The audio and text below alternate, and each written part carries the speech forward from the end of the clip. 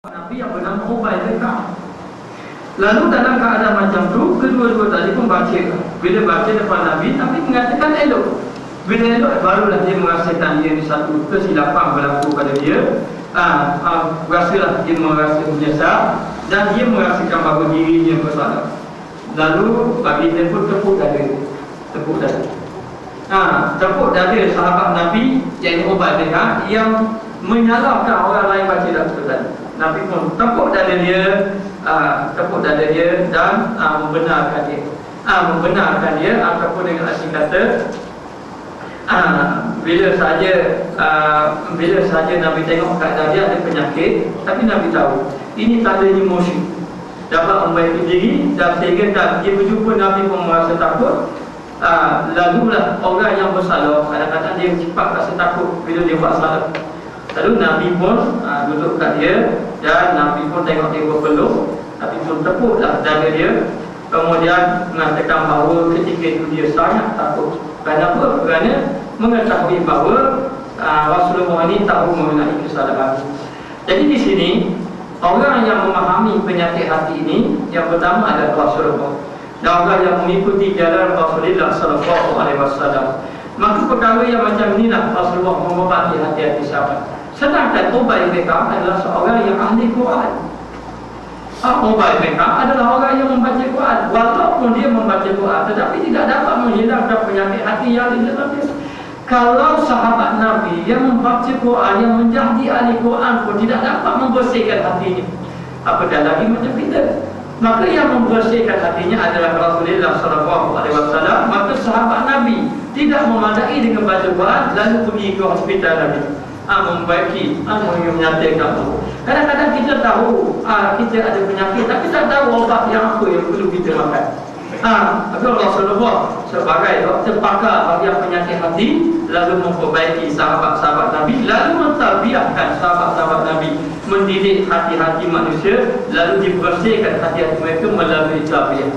Tarbiyah dia apa? Tarbiyah supaya hati tunduk kepada Allah. Itu tarbiyah dia. Apabila manusia itu tunduk kepada Allah, maka manusia itu akan menjadi sebaik-baik manusia.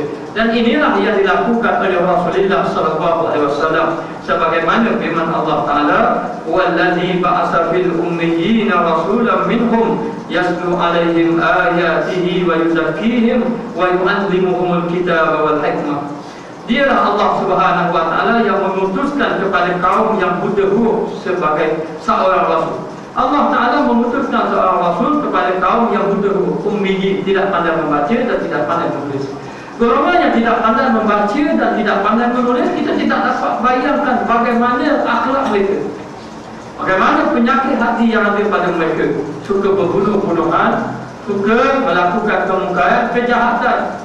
Maka dalam keadaan macam itu Allah Ta'ala bangkitkan seorang Rasul yang mengajar mereka membaca ayat-ayat Allah Ta'ala kepada mereka, yakni Nabi membaca ayat-ayat Allah Subhanahu Wa Ta'ala supaya mereka memahami bahawa Allah Ta'ala lah yang maha berkuasa. Tidak ada yang berkuasa adalah Allah Subhanahu Wa Ta'ala. Maka dibacakan ayat ini, yakni dimaksudkan di situ ditanamkan akidah di dalam hati-hati sahabat Nabi. 13 tahun.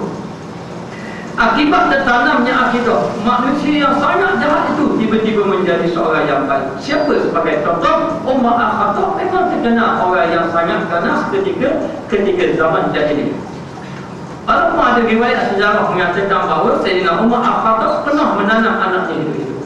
Ini dalam riwayat sirah ada menyatakan demikian. Wallahu a'lam tentang kebenaran sirah tadi, tapi mengatakan Umar Al-Khattab adalah manusia yang cukup bengis, cukup ditakuti oleh orang-orang musyrikin Mekah. Bahkan orang beriman pun merasa takut kepada Umar Al-Khattab. Tetapi dengan tarbiyah yang Rasulullah tarbiyah ke atas jiwa Sayyidina Umar Al-Khattab, yang seorang yang keras. Apabila beliau mendapat tahu bahawa adiknya yang bernama Fatimah Ibnu Bintil Khattab setelah menganut agama Islam, dalam fikiran dia nak bunuh, dalam fikiran dia rasa nak marah. Tapi apabila dia tahu Rasulullah ini menyebarkan dakwah seorang demi seorang masuk Islam, Sayyidina Umar pernah mengatakan tidak ada orang yang paling aku benci adalah Muhammad. Dan mengatakan bahawa dia akan pergi jumpa Muhammad dan dia akan cuba menghapuskan Muhammad. Inilah dia Umar Al-Khattab. Tapi masa bila? Masa itu zaman jahiliyah. Masa jahiliah, masa tidak mengenal Islam, masa tidak menerima ayat Allah di dalam hati. Tetapi apabila saja Sayyidina Umar Al-Khattab pergi ingin berjumpa dengan Rasulullah SAW, ada seorang yang sudah menganut agama Islam menyatakan bahawa adik kamu Fatimah sudah masuk Islam. Lalu dia patah balik dan pergi berjumpa adik dia dan pergi ketuk pintu dalam keadaan kasar. Sifat jahiliah tuan. Dia ketuk pintu dalam keadaan kasar. Bila sebut Sayyidina Umar, orang yang di dalam rumah keluar. Takut, orang yang bekeng, orang yang ganas, orang yang bengis. Dan menampak adik ipar suami kepada Fatimah. Akhirnya Sayyidina Umar Al-Khattab setelah nampak Al-Quran itu terbuka, selepas menampak adik perempuannya, lalu dia letakkan Al-Quran tadi terbuka. Sayyidina Umar nak pergi dekat Quran, adik dia kata tak boleh, kena pergi mandi dulu. Kalau nak baca pun mandi, lalu lepas mandi dia pun baca. Bila baca tu ayat Taha ma anzalna alaikal Qur'ana litashqa. Taha, tidak Allah Ta'ala turunkan Al-Quran itu untuk menyusahkan kamu. Dan dibaca ayat ingatan Sayyidina Umar, hati manusia pun, hati Sayyidina Umar yang keras akhirnya menjadi lembut dengan ayat Quran. Manusia ni kalau tak masuk ayat Quran, keras hati, tak masuk ayat Quran. Kenapa manusia jadi baik? Kenapa manusia jadi akhlak mulia? Kenapa manusia begitu tawaduk orangnya? Kerana ayat itu masuk dalam hati. Ayat Allah Subhanahu Wa Taala tertanam di dalam hati dia. Apabila ayat Allah Taala dibacakan kepada seseorang, kemudian masuk di dalam jiwa seseorang tadi, nascaya hati yang keras akan menjadi lembut. Kerana manusia dilahirkan dalam keadaan fitrah, dalam keadaan bersih, dan kalimah yang mula-mula kita dengar adalah kalimah Allah, ayat Allah Subhanahu Wa Taala. Bahkan sebelum kita dilahirkan, alastu bi rabbikum qalu bala. Allah Taala bertanya, tidakkah aku ini Tuhan kamu? Lalu mereka menjawab, bala, benar ya Allah, bahkan benar engkau adalah Tuhan kamu.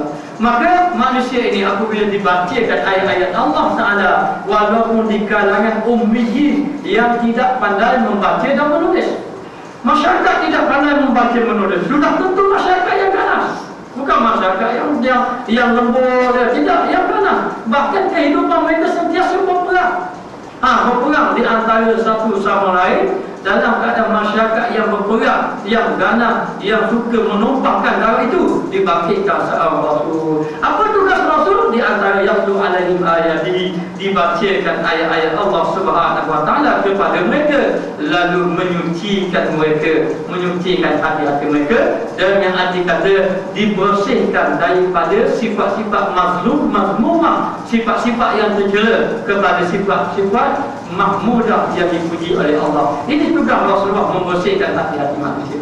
Dengan terbersihnya hati manusia, masyarakat akan menjadi aman. Bila bersih saja hati manusia, masyarakat adalah masyarakat yang baik, yang menjadi masyarakat yang sebaik-baik di sisi Allah Subhanahu Wa Taala, dan mengajar mereka tentang kitab, yakni Al-Quran, dan hikmah, yakni sunnah Nabi Sallallahu Alaihi Wasallam. Apa yang kita nak fokuskan di sini ialah wa yuzakkihim, bersih hati. Maka yang pertama, Rasulullah memasukkan akidah.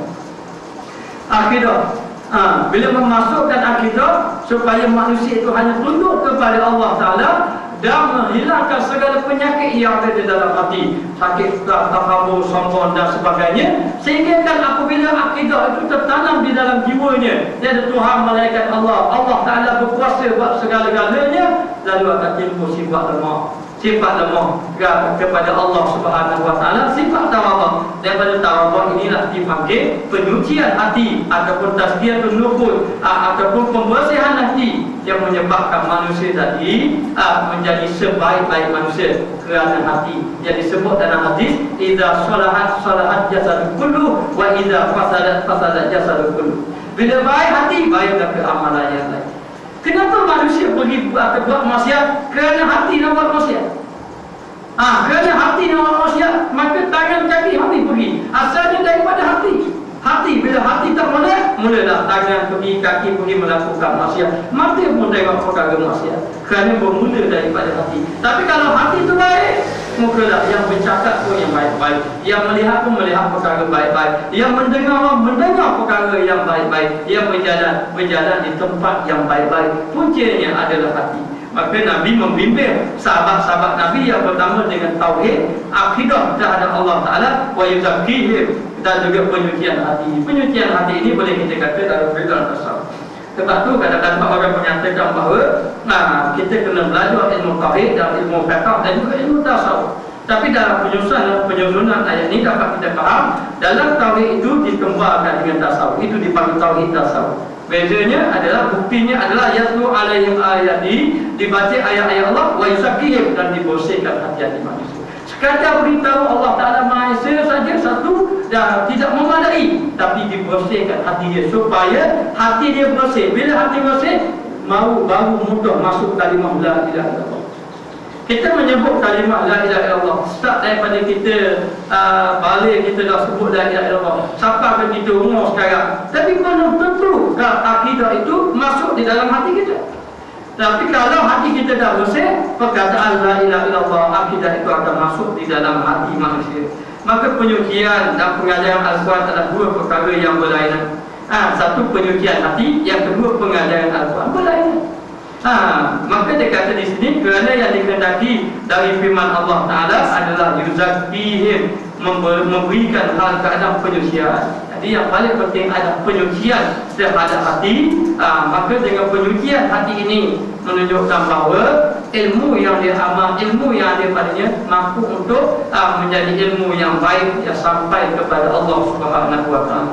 Jauh bedanya di antara ilmu penyucian dan hal penyucian, iaitu sebagaimana perbezaan di antara ilmu kesihatan dengan hal keadaan sihat. Ilmu kesihatan suku, sihat suku.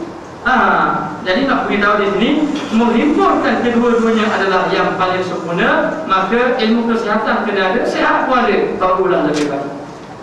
Kalau orang tu sakit, tapi ilmu tentang ubat-ubat dia tak tahu, tidak tahu, tidak tahu, akhir sekali sakit tadi itu tidak dapat menyembuhkan diri. Kenapa? Kerana ilmu mengenai ubat-ubatan tidak tahu. Tapi kalaulah dia tahu ilmu mengenai pengobatan ataupun ilmu mengenai ubat-ubat tadi, dia tahu, maka ubat tadilah insya-Allah dapat menyembuhkan hati mereka. Betapa ramai kita dengar manusia yang kebingungan, mereka membaca Al-Quran, merujuk ilmu-ilmu Islamiah yang banyak, mereka bercakap tentang was-was syaitan, dan dalam keadaan begitu pun mereka sendiri tidak mampu melepaskan diri daripada was-was di dalam sembahyang mereka. Ini kita dapat faham, ilmu seku, peramalan kita seku. Orang yang berilmu belum tentu dia beramal. Belum tentu dia beramal. Maka kita dapat melihat manusia yang pandai bercakap, ramai pandai bercakap. Kita nak cakap bahawa ilmu ni mudah je nak cakap. Kita boleh ambil buku, kita bercakap, ambil buku, kita bercakap. Tapi ulama mengatakan bahawa innal ilma laisa bikasrati qira'ah. Ilmu bukan kerana banyak bercakap. Innal ilma laisa bikasrati dirayah. Ilmu bukan banyak penceritaan, pengkajian itu. Islam tidak memandang ilmu pada pengkajian dan banyak membaca itu. Walakinna ilma nur yaghzibu Allahu fi qulubihim, tetapi ilmu itu adalah cahaya yang dicampak ke dalam hati-hati manusia. Itulah dia dikehendaki dengan ilmu yang dapat menembus di dalam hati manusia. Jadi ilmu ni dia ada dua. Satu sampai pada akal, dua sampai pada hati. Kalau ada orang sampai pada ilmu, sampai pada akal saja. Apa akal saja, dia boleh terima apa yang disampaikan. Ada orang akal pun tak sampai, yang disampaikan itu tak terima, akal dia tak terima. Ada orang yang sampai dekat akal dan masuk ke dalam hati. Yang masuk ke dalam hati inilah dapat membersihkan kotoran-kotoran yang ada di dalam hatinya, lalu menimbulkan akhlak yang baik, akhlak yang bersih. Maka dia kata banyak manusia bercakap tentang ilmu-ilmu, ilmu-ilmu ilmiah yang banyak cakap tentang ilmu ataupun pengkajian, bercakap tentang was-was syaitan ataupun bercakap tentang ibadat-ibadat yang lain, tetapi kita melihat kepada akhlak yang jauh daripada apa yang dia cakap, ataupun dengan arti kata dia sendiri pun tidak dapat menyelamatkan diri dia daripada penyakit was-was.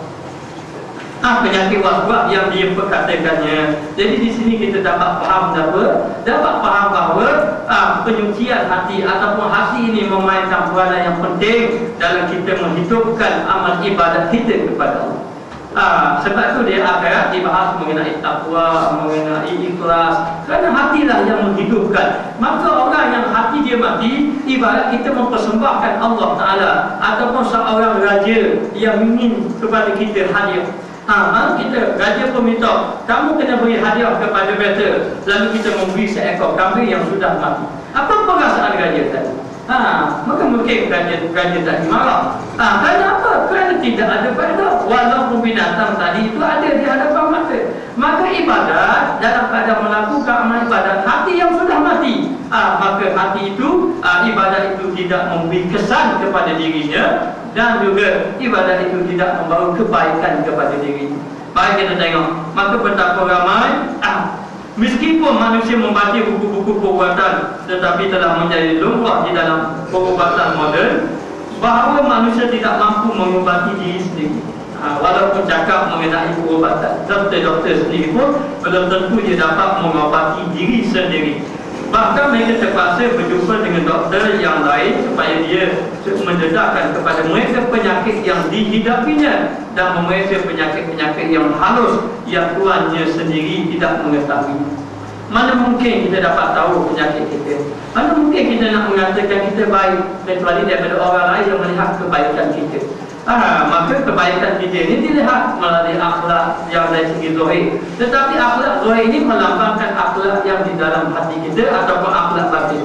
Maka yang paling penting adalah seseorang tadi hendaklah dia ini mengetahui bahawa untuk kita nak membersihkan hati kita, kita memerlukan orang lain. Sedangkan doktor pun dia nak mengobati diri dia perlukan pada orang lain. Maka demikianlah kita kena pergi berjumpa dengan orang ataupun bersuhbah, bersahabat dengan orang yang memahami penyakit yang ada di dalam hati kita. Sebagaimana doktor pakar. Kadang-kadang kita tengok doktor pakar dengan alat yang dia ada, dengan alat kemampuan yang dia ada. Tengok pada doa sehat. Sehat, orang berjalan mari cakap pun sehat, tubuh sehat. Tetapi apabila masuk di tempat doktor, kemudian doktor cek ataupun doktor periksa dengan peralatan yang dia ada, tiba-tiba didapati orang yang sehat itu ada mempunyai penyakit baru dalam kepala dia, ataupun di dalam hati dia, ataupun di dalam perut dia dan sebagainya. Dapat tahu dengan apa? Dengan ilmu yang dia ada. Maka demikianlah guru-guru mursyid, dia dapat tahu penyakit yang ada di dalam hati kita tadi. Maka tidak dapat kita perlu berdampingan dengan orang-orang yang memahami penyakit jiwa, penyakit hati, sebagaimana sahabat-sahabat Nabi bersama dengan Rasulullah SAW. Dan Nabi mula-mula masukkan tauhid, yang kedua bersihkan hati. Bersihkan hati, lepas bersihkan hati baru dia ajar Al-Quran dan juga sunnah Nabi SAW, supaya orang tadi beramal dalam keadaan hati dia bersih kepada Allah SWT. Maka penyakit hati dan jiwa sememangnya lebih bahaya kepada doktor untuk membersih dan menyucikannya, kerana ia lebih bahaya, lebih tersembunyi dan lebih halus. Maka demikianlah penyakit yang kita tengok hari ini. Penyakit zahir apa kita boleh nampak, sakit kudi dan sebagainya. Tapi penyakit dalam kena berjumpa dengan doktor-doktor pakar. Baru doktor pakar dapat scan, dia panggil dapat scan, dapat tahu penyakit yang ada di dalam hati kamu. Jadi penyakit ini merupakan perkara yang halus. Maka dari segi tahu, dari kita tahu, orang yang paling bahaya adalah orang yang mempunyai penyakit hati daripada orang yang berpenyakit zahir. Orang yang pergi ke hospital, dia terlantar saja di atas katil dia. Tapi dalam waktu yang sama dia tak kata apa-apa. Tetapi orang yang pergi melawat orang yang sakit tadi, dia dalam keadaan sehat, tetapi mulutnya mengatakan pada seseorang yang lain. Siapakah yang paling parah penyakit ini? Yang paling parah adalah orang yang berpenyakit hati tadi. Kerana apa? Kerana penyakit yang zahir tadi itu tidak memberi kesan pada orang lain, sekali dia sakit dia. Tapi kalau orang penyakit hati, dia dengki pada orang lain, dia mengubah orang, dia fitnah orang, apa melibat meremuk kepada orang lain. Maka penyakit hati ini adalah penyakit yang sangat bahaya dan sangat halus. Kadang-kadang dia punya ujian dia sangat berat. Kerana tidak diketahui kecuali hanya guru-guru yang mursyid saja ataupun orang-orang yang memahami, yang benar-benar memahami penyakit yang ada di dalam hati. Kerana itu di antara perkara yang memberi manfaat secara praktikal untuk membersihkan jiwa serta melepaskan diri daripada penyakit hati ialah melalui mursyid kamil. Ini yang kita perlu guru mursyid. Sesiapa yang tidak bermursyid, siapa yang tidak ada mursyid, dia boleh sesat. Walaupun dia seorang alim ulama besar, walaupun dia mempunyai anak murid yang ramai, anak murid 3,000 sebagai contoh, anak murid 5,000, tetapi boleh juga gelincir. Kerana apa? Kerana tidak mempunyai guru mursyid. Waktu hari ini kadang-kadang ramai pendakwa-pendakwa bila dia belajar saja balik Mesir ke mana-mana ke, pergi ke Yaman ke mana-mana saja, dia balik dia berdakwa seorang diri. Tidak ada orang yang nak menegur. Tidak ada orang yang dijadikan musyrik untuk memperbaiki hatinya. Maka perkara ini amat bahaya, kerana jalan yang selamat adalah jalan yang ada musyrik di belakangnya. Maka tidak dapat reda, hendaklah menyucikan hati melalui guru musyrik. Dan macam mana kita nak mengenal guru musyrik? Yang pertama, sifat guru musyrik itu, dia adalah orang yang alim dari segi ilmu fardu ain. Dia lepas dari ilmu fardu ain. Kalau tak lepas ilmu fardu ain, bukan musyrik. Nak jadi musyrik macam mana? Bapak tak tinggal. Jadi nak beritahu musyrik ni fardu ain kena lepas. Fardu ain kena lepas. Dah tahu mana waktu halal haram tu, itu jadi musyrik. Maka kalau musyrik tadi tidak dapat hidup, dia meninggalkan perkara-perkara yang dilarang oleh Allah Subhanahu wa taala. Sebab itu dalam kitab Mungkin bin Abdullah mengatakan bahawa seandainya kamu melihat seorang itu, dia itu boleh terbang di udara ataupun berjalan di atas air, tetapi kamu kena melihat dari segi amalan dia mengikuti sunnah ataupun tidak. Kalaulah dia itu tidak mengikuti sunnah, dia bukanlah wali Allah, tapi dia adalah wali syaitan. Ini dalam kitab Mungkin bin Abdullah. Walaupun kamu tengok dia boleh terbang atas udara, berjalan atas air, tapi apabila perbuatan dia bercanggah dengan Al-Quran dan sunnah Nabi, maka tinggalkanlah dia. Dia bukanlah guru musyrik yang dapat membimbing kita. Adab zahir dia dah tak betul, macam mana tak lagi adab batin. Jadi tidak dapat tidak, kata ulama, guru musyrik yang kamil ini yang pertama, dia memahami segala hukum ataupun mengenai fardu ain, perkara yang halal yang haram, yang dapat memberitahu kepada anak murid dia yang mana satu yang halal, yang mana satu yang haram. Ini dipanggil guru musyrik. Yang kedua, guru musyrik adalah guru yang arif billah, yakni sampai kepada ma'rifatullah, mengenal Allah Subhanahu wa taala. Kenal Allah Taala, ini guru musyrik dengan arti kata sampai kepada Allah Taala. Dia benar-benar kenal Allah Taala. Di antara sifat dia sangat tawadhu, menjauhkan diri daripada kemasyhuran, dan dapat membezakan yang mana satu tipu daya syaitan dan sebagainya. Dan yang ketiga, mahir mengenai penyakit hati. Guru musyrik ini guru yang mahir tentang penyakit hati. Dia boleh tahu wujud macam mana, takabur macam mana. Bahkan dia boleh tahu anak murid dia dalam keadaan wujud, takabur dan sebagainya. Yang macam kita cerita dahulu, ada seorang anak murid, ada seorang guru yang tidak mahu menghadap kepada Syekh Abdul Qadir Jalani. Bila Syekh Abdul Qadir Jalani mengatakan semua wali duduk di bawah tapak kaki, adalah tak ada guru besar tahu. Habis sekali dia dibinasakan, dia diuji oleh Allah Taala. Menyembah patung berhala, kemudian menjadi penggembala babi, penggembala khinzir. Habis sekali barulah dia menyesal. Kerana apa? Kerana kesombongan yang ada di dalam hatinya. Jadi nak beritahu, guru musyrik tadi, yang kedua arif billah, dan yang ketiga mengetahui tentang selok-belok dia, dan yang keempat bersahabat dengannya, menyebabkan kita bertambah kebaikan ataupun ketakwaan kepada Allah. Kita nak tahu dia tu baik tak baik, kita nak tahu dia tu boleh jadi musyrik atau tak boleh jadi musyrik, kita duduk dengan dia, kita tengok keadaan kita. Kita tengok kerana guru ini memberi no kepada anak murid dia. Kalau no pasif ada pada guru, maka anak murid jadi pasif juga. Kalau no tu no yang soleh ada pada guru, maka anak murid dia akan menjadi soleh juga. Akan menjadi soleh. Jadi nak beritahu, bila kita duduk bersobah dengan dia, akhir sekali kita dapati bahawa kebaikan itu akan tercampak juga ke dalam hati kita, ataupun kita pun menjadi semakin baik. Sebab tu sahabat Nabi duduk dengan Nabi. Bila duduk dengan Nabi saja, Sayyidina Umar yang begitu keras menjadi sebaik-baik manusia. Sebaik-baik manusia masa zaman Khalifah Umar Al-Khattab mengatakan bahawa di waktu siang hari itu seperti seringat, di malam hari menangis kerana takut kepada Allah Subhanahu wa taala. Sayyidina Umar mengatakan, ada satu orang yang masuk neraka, Allah Taala pilih seorang yang masuk neraka. Seorang yang masuk neraka itu adalah Umar Al-Khattab. Nak beritahu dia betapa tawadhu, takutnya kepada Allah Subhanahu wa taala. Dan sifat guru musyrik ini, anak-anak muridnya memberi contoh kepada orang-orang lain. Ini di antara sifat guru musyrik. Jadi nak beritahu, membersihkan jiwa melalui musyrik kamil, yang diizinkan untuk memberi irsyad, memberi petunjuk kepada orang lain.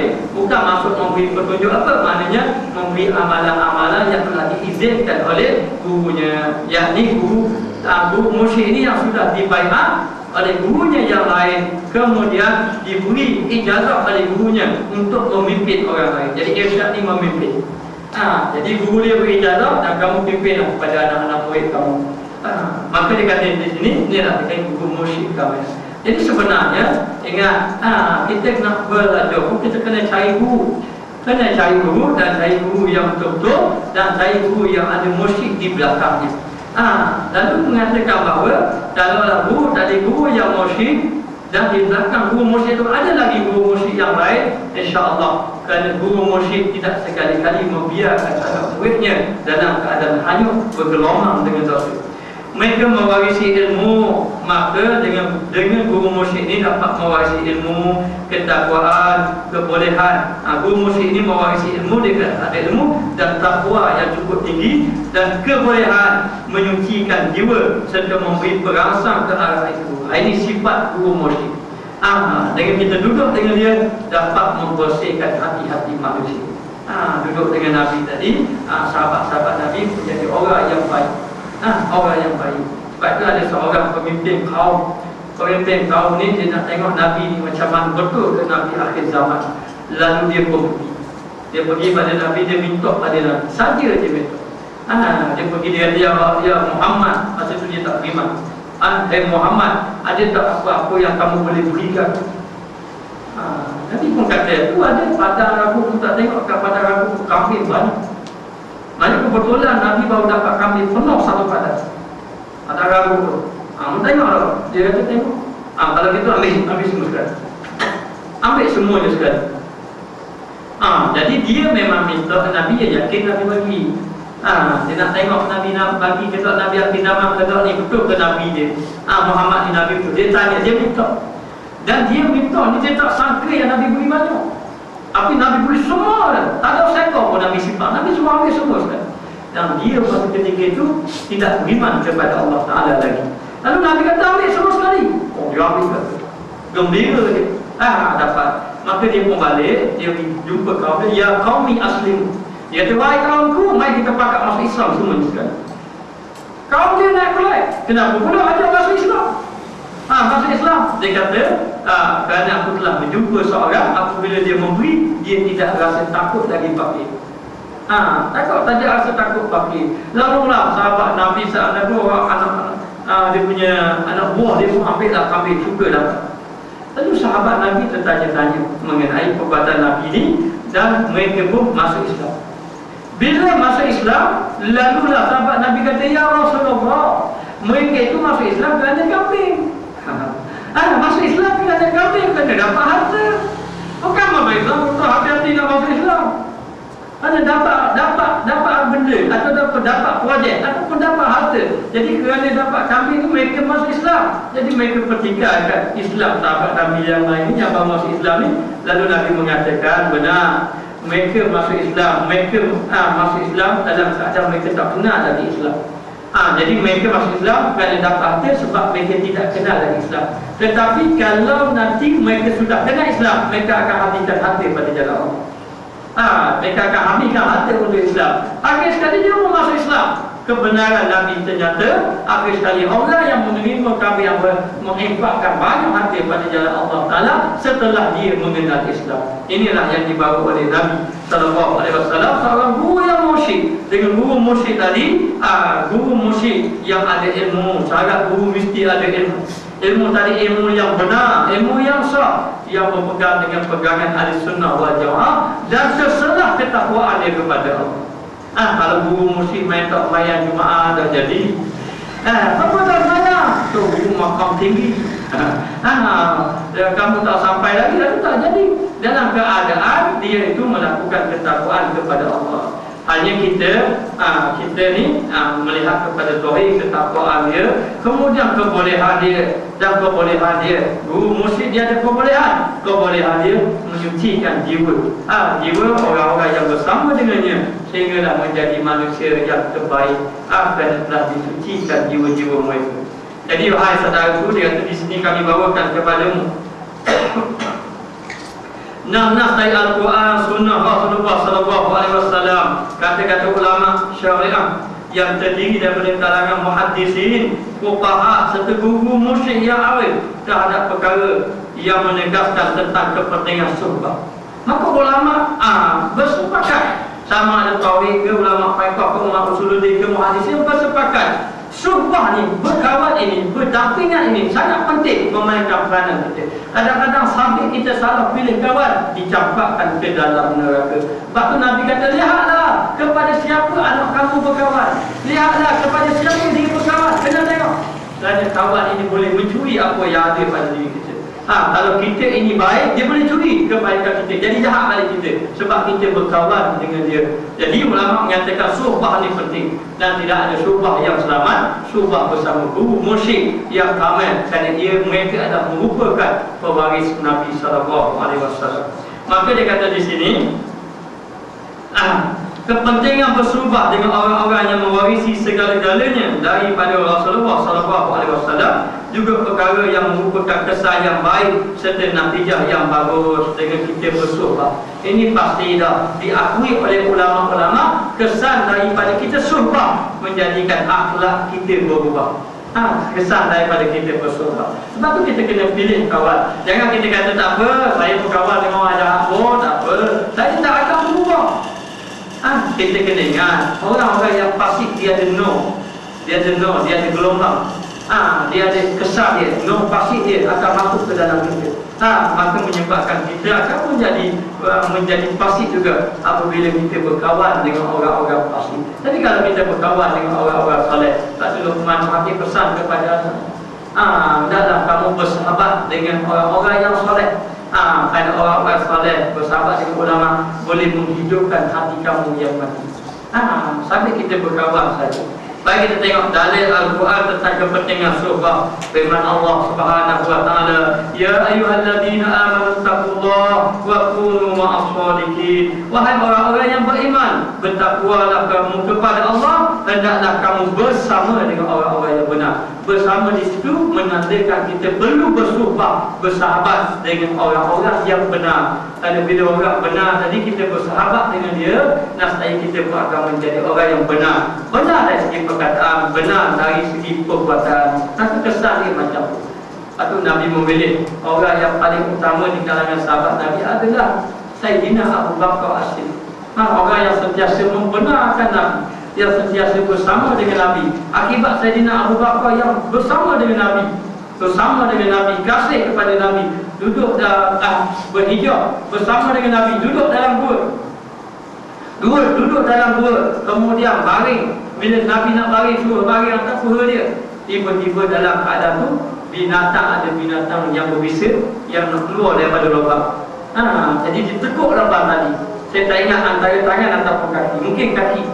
Ditekuk tadi, tiba-tiba binatang tadi mematuklah kaki Sayyidina Abu Bakar As-Siddiq.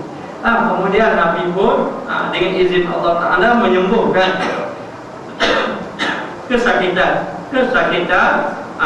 yang dihadapi oleh Sayyidina Abu Bakar As-Siddiq.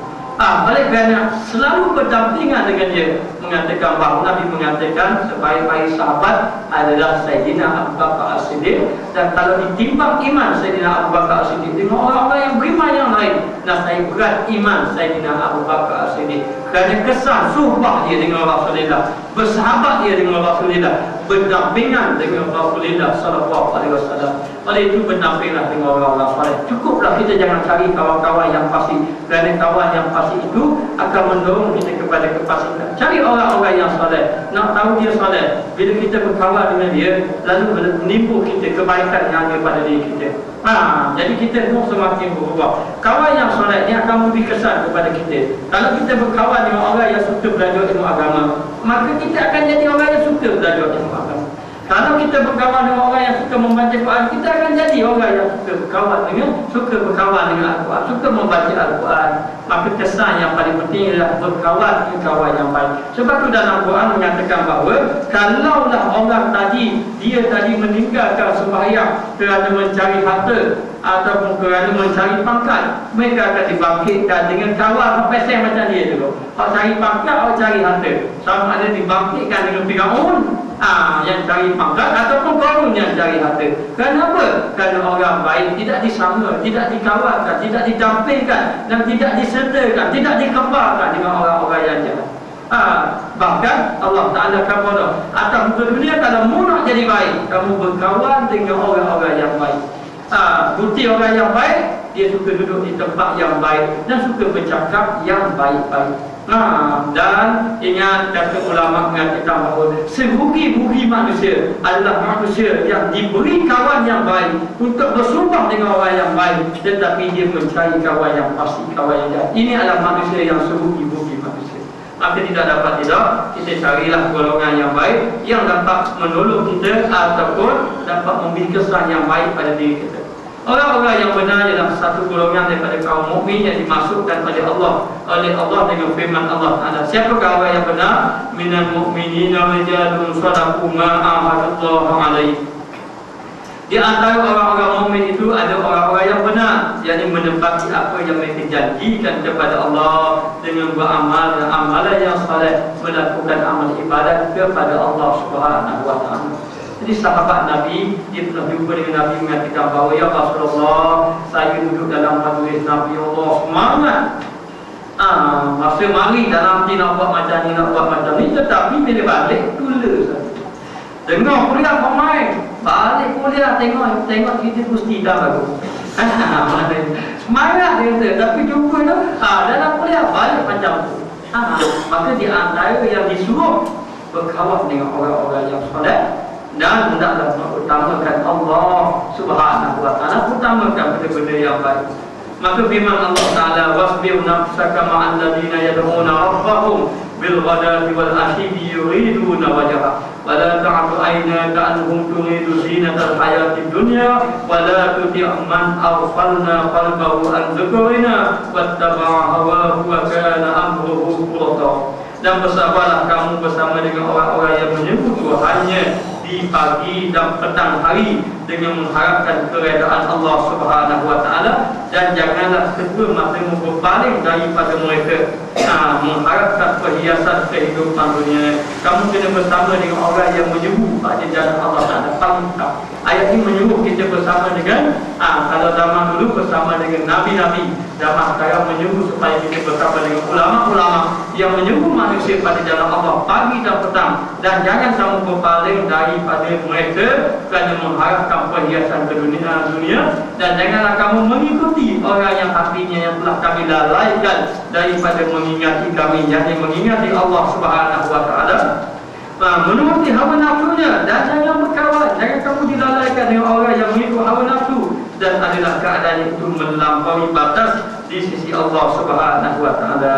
Jadi kitab ini ditujukan kepada Rasulullah. Pada Allah Taala kata, ya Muhammad, jangan kamu ini dilalaikan oleh orang yang mengikut hawa nafsu, tetapi sebenarnya dengan tujuan mengajak umatnya serta memberi petunjuk kepada umat. Mana kalau Nabi memang tetap bersama dengan Allah, tapi Allah Taala nasihat lagi Nabi, Nabi aku, wahai Muhammad, jangan kamu bersama dengan orang yang lalai, jangan kamu taat man awfalna qalbahu az-zikrina, daripada orang yang kami lalaikan hatinya, wattaba'a hawa, dan orang yang mengikut hawa nafsu.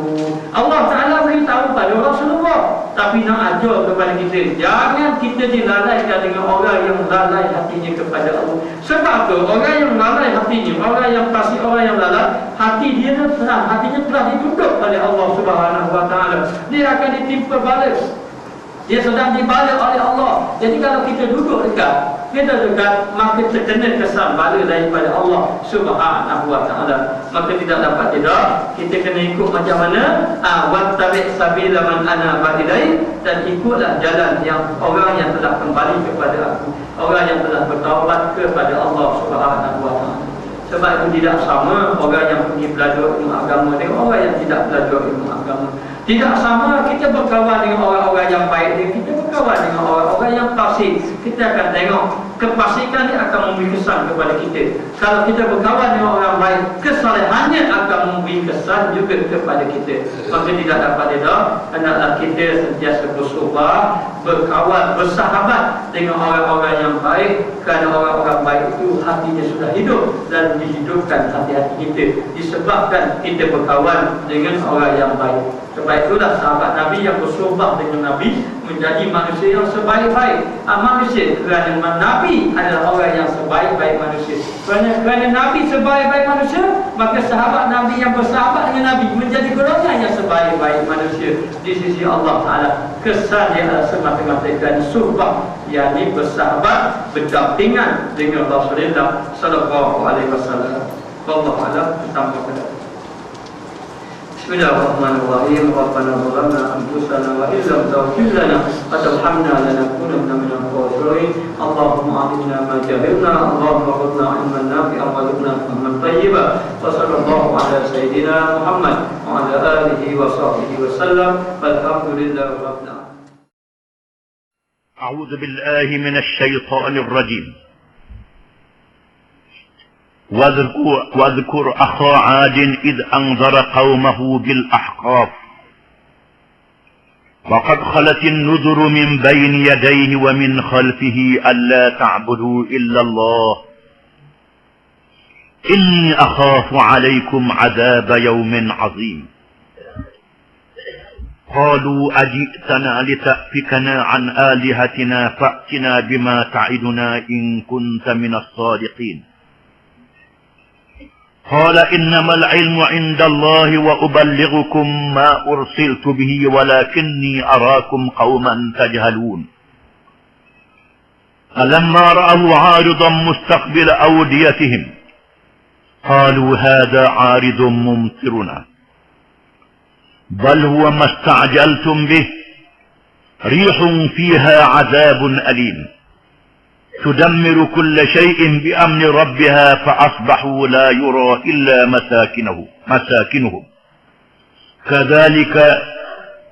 كذلك نجزي القوم المجرمين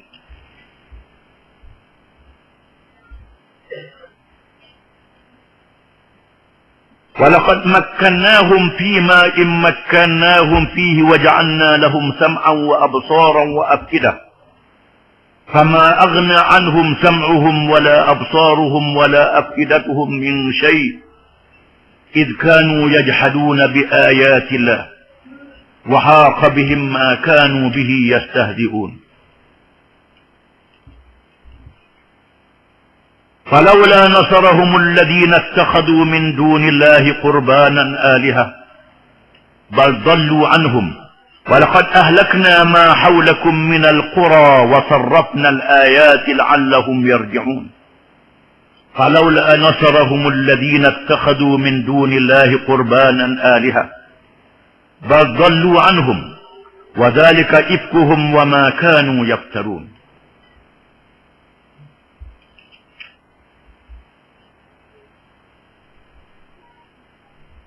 Maksudnya, dan ingatlah peristiwa Nabi Hud, saudara kaum Ad.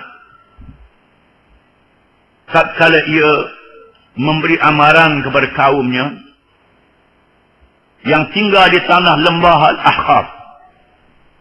Sedang amarannya itu samalah seperti amaran-amaran yang telah diberikan oleh rasul-rasul yang terdahulu daripadanya dan yang datang sesudahnya dengan berkata, janganlah kamu menyembah malaikat Allah. Sesungguhnya aku bimbang kamu akan beroleh azab hari yang besar, huru-haranya. Mereka menjawab, adakah engkau datang kepada kami untuk memesongkan kami daripada menyembah Tuhan-Tuhan kami?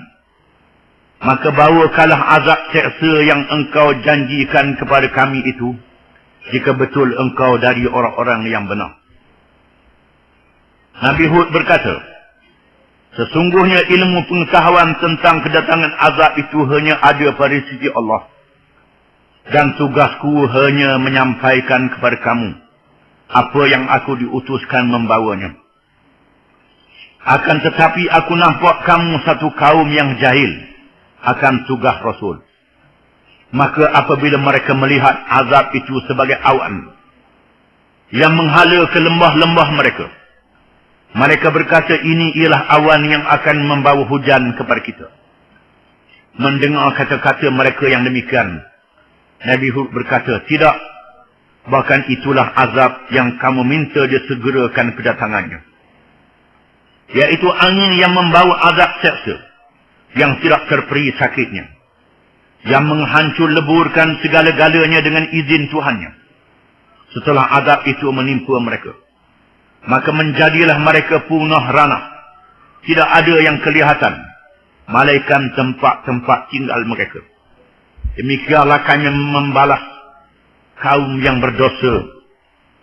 Dan demi sesungguhnya, kami telah meneguhkan kedudukan mereka dengan kekuasaan dan kemewahan yang tidak kami berikan kamu menguasainya, wahai kaum musyrik Mekah.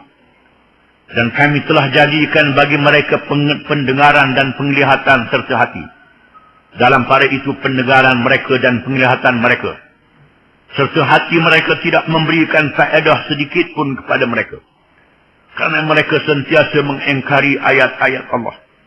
Dan dengan yang demikian, mereka diliputi oleh azab yang mereka telah ejek-ejekkan itu. Dan demi sesungguhnya, kami telah binasakan negeri-negeri yang ada di sekeliling negeri kamu, wahai kaum musyrik Mekah.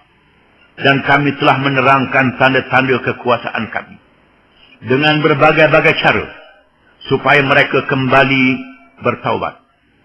Maka sepatutnya mereka dibela oleh segala yang mereka sembah selain dari Allah, sebagai penyembahan untuk mendekatkan diri kepada Allah. Tetapi tidak, bahkan segala yang mereka sembah itu telah hilang lenyap dari mereka.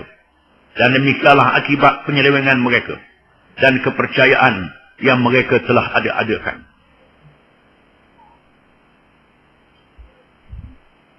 Dalam ayat ini, Allah menceritakan bencana yang menimpa kaum Ad. Satu kaum yang besar tubuh badannya, yang gagah perkasa, yang tinggal di Ahqaf, iaitulah di kawasan bukit-bukit pasir, yang terletak di Hadramaut dan Uman.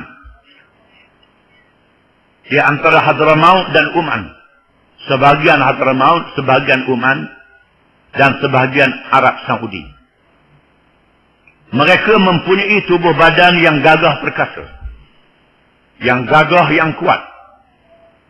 Mereka boleh mendirikan bangunan-bangunan yang kukuh dan tinggi, bangunan yang hebat.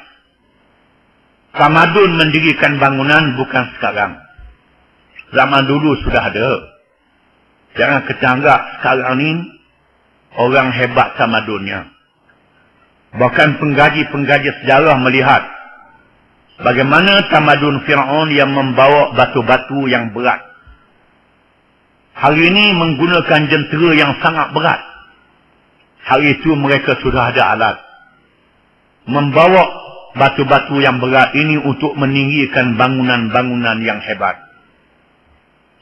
Di antaranya kaum Ad yang mendirikan bangunan yang hebat.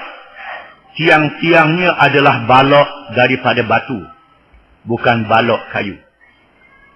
Batu yang berat dipahat dijadikan balok untuk dijadikan tiang-tiang bangunan. Hari ini dengan semen yang halus diangkut sedikit demi sedikit. Ini batu yang dipahat dijadikan balok untuk tiang bangunan-bangunan yang mereka dirikan. Menunjukkan bagaimana kemajuan dan tamadun yang dicampai oleh mereka. Kalau nak bercakap tentang tamadun dan kemajuan, Allah mengutuskan kepada kaum Ad, saudara mereka, daripada bangsa mereka, daripada kaum mereka, disebut akha Adin, wadkur akha Adin, dan sebutlah kepada mereka, kepada penduduk Mekah dan kepada seluruh manusia tentang sejarah Akha Adin, saudara kepada Ad, yang diutuskan oleh Allah menjadi Rasul, iaitu Nabi Hud alaihi salam. Dilantik oleh Allah berkaumnya, di mana kaum Ad mengetahui Hud seorang yang baik, yang benar, yang amanah, yang cerdik, yang bijak, yang fasih bercakap, fasih bersyarah, menyampaikan ucapan-ucapan yang bernas, memberi nasihat yang baik. Mereka tahu tentang Hud alaihi salam, kerana Hud daripada bangsa mereka sendiri. Apabila id anzara qaumahu bil ahqaf, ketika memberi amaran kepada kaumnya di Ahqaf, di negeri Ahqaf, negeri bukit buka pasir. Waqad khalatin nuduru min baini yadayhi wa min khalfih, dan sesungguhnya telah berlalu rasul-rasul yang diutuskan oleh Allah. Telah berlalu rasul-rasul yang diutuskan oleh Allah. Min baini yadayhi, rasul-rasul yang telah lalu, yang mendahului Nabi Hud, iaitu Nabi Nuh, dan rasul-rasul yang lain, yang diutuskan oleh Allah menyampaikan ajaran Allah. Wa min khalfihi, dan rasul-rasul selepas Nabi Hud diutuskan oleh Allah. Allah Ta'ala mengutuskan rasul-rasul yang ramai. Bukan saja Hud, termasuklah rasul yang sebelumnya dan rasul yang kemudian daripadanya, menyampaikan ucapan yang sama. Alla ta'budu illallah, bahawa kamu jangan sembah malaikat Allah sahaja. Inilah ucapan Rasul sejak Nabi Adam sehingga Nabi Muhammad sallallahu alaihi wasallam. Alla ta'budu illallah, jangan sembah malaikat Allah. Sembah ibadat dan sembah hukum syariat, undang-undang dan peraturan. Semua sekali. Bukan sahaja yang ibadat saja, lepas tu hak lain ikut pandai. Tidak. Kerana kaum Ad ini, mereka menyembah Tuhan yang lain daripada Allah. Mereka melakukan kerja-kerja muka dan jahat yang lain dalam peraturan dan cara hidup mereka. Kamu hendaklah tunduk kepada Allah dalam melakukan ibadat, dalam menunaikan kehidupan kamu, ikut hukum-hukum Allah Subhanahu wa Ta'ala. Kerana hukum Allah itu sangat baik. Inni akhafu alaikum azab yaumin azim. Sesungguhnya aku takut, bimbang nanti menimpa kamu azab hari yang sangat besar. Akan tiba azab yang sangat besar peristiwanya yang akan menimpa kamu. Akan tiba harinya. Semua yang diharamkan adalah buruk, adalah jahat. Contoh hari ini, Islam mengharamkan riba.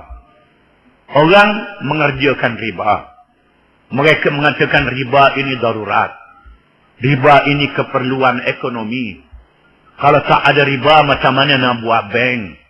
Macam mana nak berniaga? Islam kata haram, tidak boleh. Mereka kata tidak. Ini adalah kebaikan untuk kemajuan ekonomi. Hari ini, dunia dilanda oleh krisis keuangan. Masalah keuangan. Kerana bank jadi bankrupt. Bank di Amerika. Kerana apa? Kerana bank memberi pinjaman riba. Mengikut kepercayaan dia, pinjaman riba ini menguntungkan bank. Peringkat awal menguntungkan. Kerajaan pinjam, pemimpin kerajaan pinjam. Dia tak cukup belanja, kerajaan pinjam dari bank. Pinjam dengan riba. Riba ni menjadikan hutang tu meningkat. Lebih pada asalnya. Bila meningkat, hutang asal tak boleh bayar. Riba pun tak boleh bayar. Dia akan jadi begitu. Mula-mula boleh pinjam seorang, boleh pinjam 10 orang, boleh pinjam 100 orang, boleh pinjam 1000 orang. Semua dia boleh pinjam. Ramai dia boleh pinjam. Kerana nafsu untuk dapat riba. Akhirnya ramai orang tak boleh nak bayar hutang. Bank mampu. Dia akan jadi begitu. Akan jadi begitu. Ini ialah ajaran Allah yang kita kena ingat. Hari ini telah menimpa dunia. Islam menyuruh bermuamalah secara baik, secara mudharabah, ataupun al-qard, ataupun qirat, muqarabah, ataupun al-qardul hasan. Dia beri pinjam dengan tidak ada kaedah apa-apa. Tolong saja, kaedahnya dapat pahala. Itu satu. Yang kedua, secara mudarabah, beri pinjam. Dia berniaga, keuntungannya bagi mengikut peratus yang ditetapkan, mengikut keuntungan, naik turun. Ini ada kerjasama, dibenarkan oleh Islam. Ini tidak pakai riba. Allah Ta'ala kata, haram riba. Hari ini, dunia dilanda oleh bala. Bala mereka dulu kena, Jepun kena, negeri Eropah kena, kita Malaysia ada. Pasal Malaysia duduk atas langit. Duduk atas dunia. Bila Malaysia duduk dalam dunia, kena sama dalam dunia. Kecuali Malaysia ni, kerajaan atas langit. Macam kerajaan Jepun. Itu tak apalah. Ini duduk atas dunia. Kerana tukaran menggunakan dolar. Menggunakan euro. Pinjaman menggunakan dolar. Bila dolar jatuh, maka kita akan menerima akibat. Ini dia. Ini akan berlaku. Jual kelapa sawit, jual apa, mengikut dolar. Bila dolar jatuh, kelapa sawit pun jatuh. Ini dia. Kena faham. Ini ilmu ekonomi. Mengaji juga ekonomi sikit sebanyak. Kena faham. Ini dia. Ini akan berlaku. Ini dia. Ini bala riba. Mulanya ialah riba yang diharamkan oleh Islam. Ini bala. Zaman dulu, bala zaman dulu. Zaman sekarang, bala zaman sekarang. Di mana Nabi Hud memberi amaran kepada kaum Ad. Aku takut kamu ditimpa oleh azab yang besar. Qalu ajitana lita'fikana an alihatina. Fa'tina bima ta'iduna in kunta minas sadiqin. Mereka berkata, adakah engkau membawa kepada kami untuk menghalang kami? Untuk memesongkan kami? Untuk menyesatkan kami? Dia kata Nabi Hud bawa ajaran sesat. Nabi Hud untuk memesongkan mereka. Untuk memesongkan mereka. Menghalang mereka. Daripada menyembah Tuhan mereka. Menyekap mereka. Daripada buat ibadat.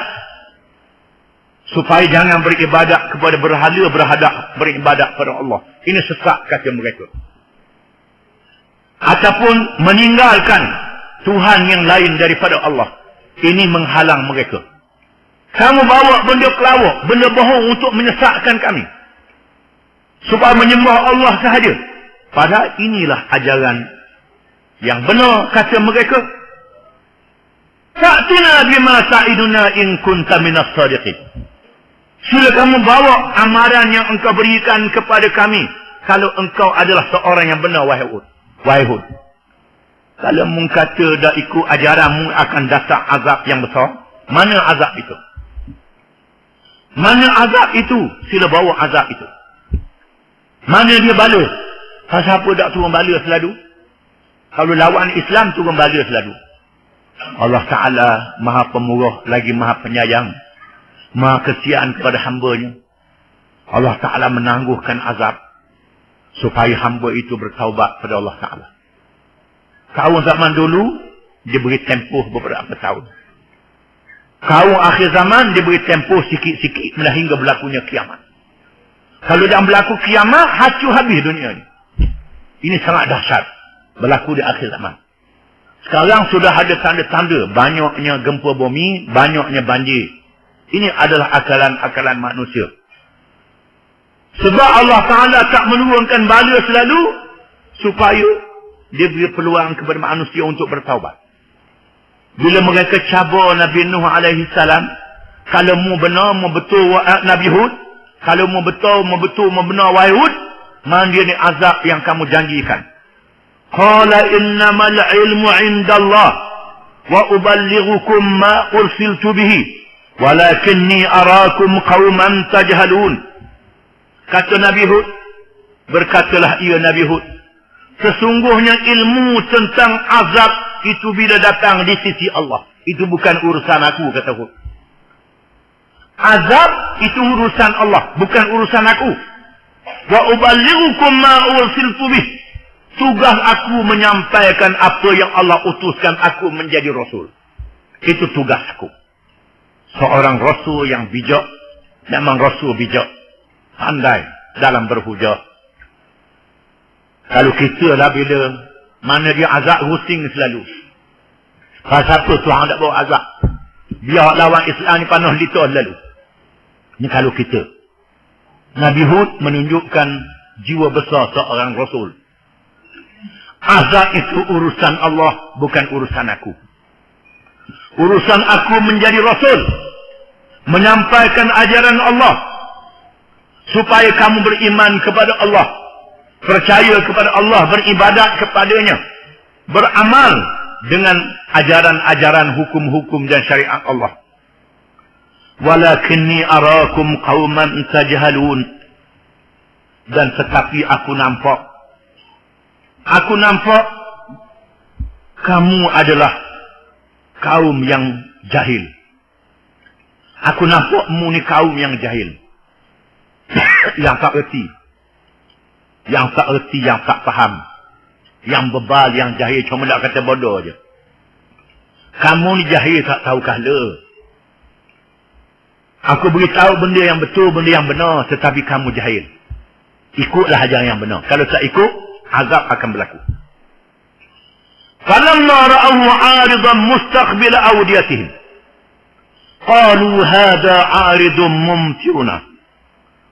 Maka tatkala mereka itu melihat awan tebal yang menghala ke arah lembah mereka, mereka berkata, ini adalah awan yang menurunkan hujan kepada kita.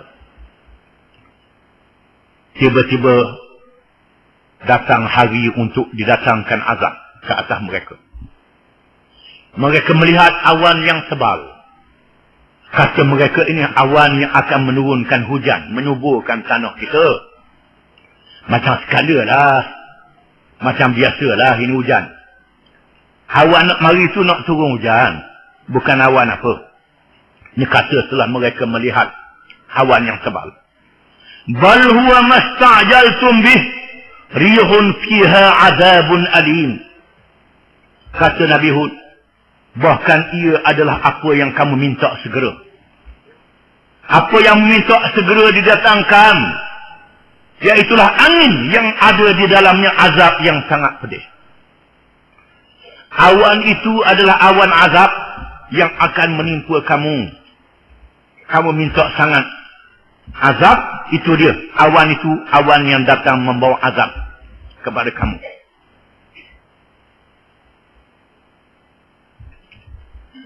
Tudammiru kulla syai'in bi amri rabbiha. Azab itu membinasakan tiap-tiap sesuatu dengan perintah Tuhannya.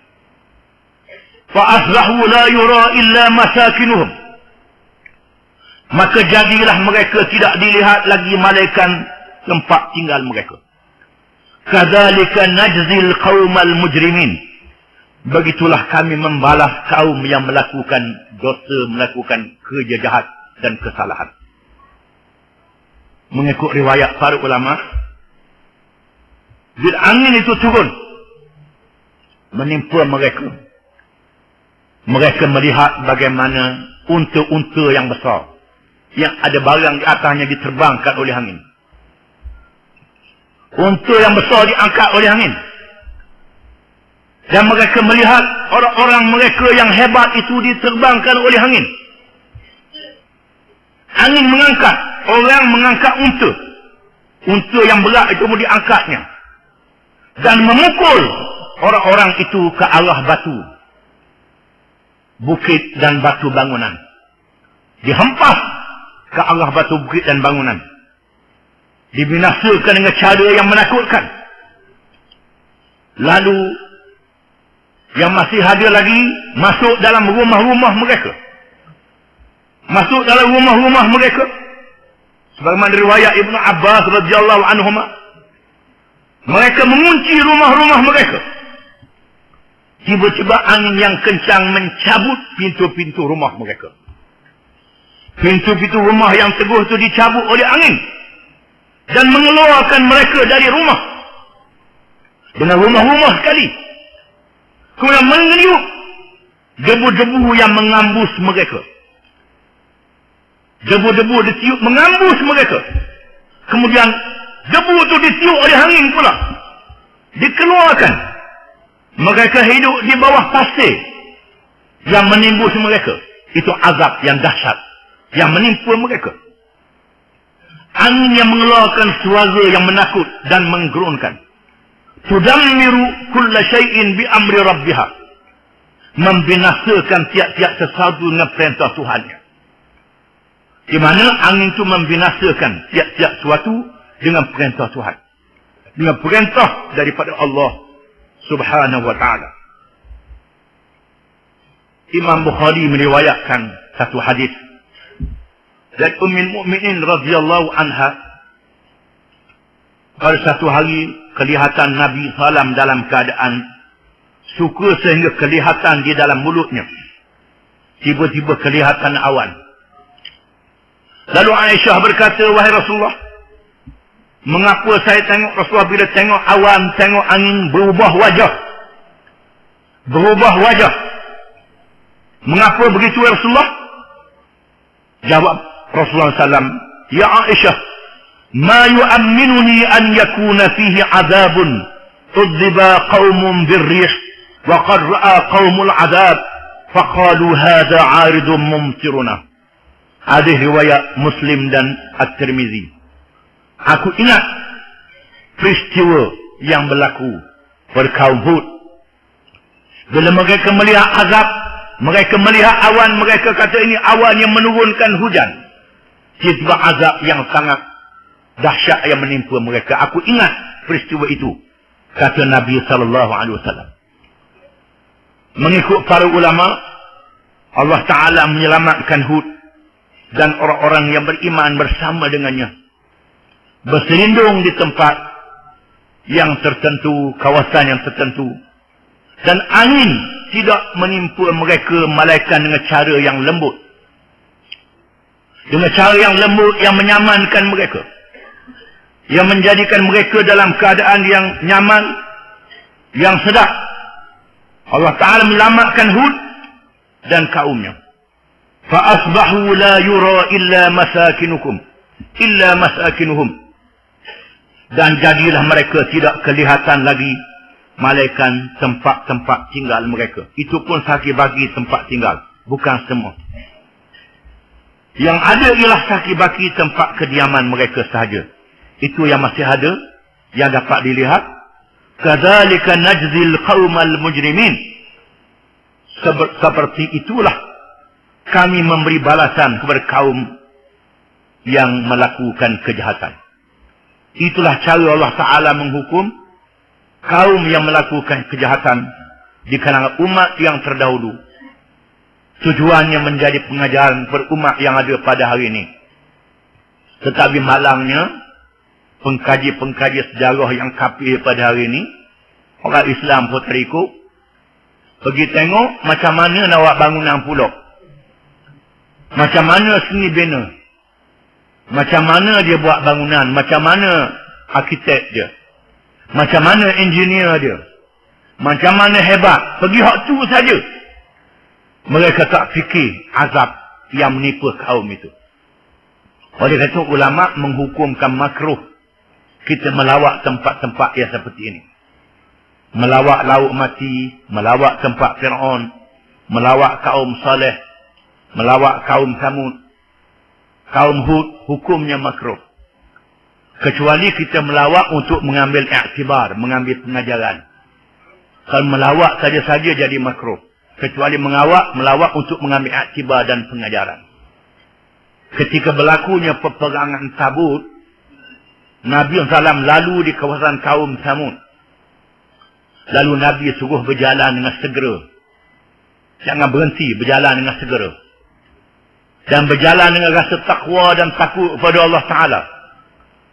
Tiba-tiba Nabi dapati ada sahabat dia yang mengambil air di telaga negeri Samud. Air itu digunakan untuk menghuli gandum yang dia sediakan untuk buat roti. Lalu Nabi suruh curahkan air dan gandum itu. Dia beri makan unta. Jangan makan gandum. Ini orang kita ni pergi ambil buat obat. Pergi laut mati ambil garam buat obat. Buat obat pula dah. Ini kerana tak faham, tak erti. Macam mana boleh buat obat negeri yang dilaknat oleh Allah Ta'ala. Kerana obat-obat ambil air Zam-Zam. Air Zam-Zam, buah tamar, negeri yang berkat, Mekah, Madinah, ada keberkatannya. Ayat Quran, itu ada keberkatannya. Jangan ambil buah obat negeri yang dilaknat oleh Allah Ta'ala. Ada pula mufti yang beri fatwa, tak aku ambil. Tukang beri fatwa ada juga. Ini sabit dalam hadis, bahawa Nabi SAW suruh sahabat dia curah air dan gandum yang diuli daripada telaga kaum Samud. Kerana kaum yang dilaknat oleh Allah Ta'ala. Diberi makan binatang saja. Ini kita kena ingat. Supaya kita mengambil iktibar daripada kaum yang dibinasakan oleh Allah Subhanahu wa Ta'ala. Wallahu a'lam.